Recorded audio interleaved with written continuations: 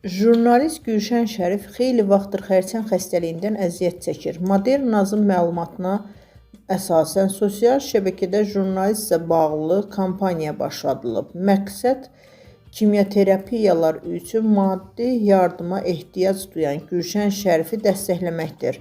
Bakı vaxtı azla əməkdaşlıq edən jurnalist 12 həftəlik kimyaterapiya seansının 3-cü həftəsini bitirib.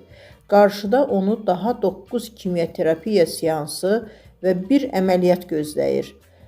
Lakin onun maddi durumu bu müalicələri qarşılamağa tam yetmir. Anası və xalasını xərçəngdən erkən itirən Gülşən Şərifin özü də indi bu xəstəliklə mübarizə aparır. O, 3 yaşlı bir qız anasıdır.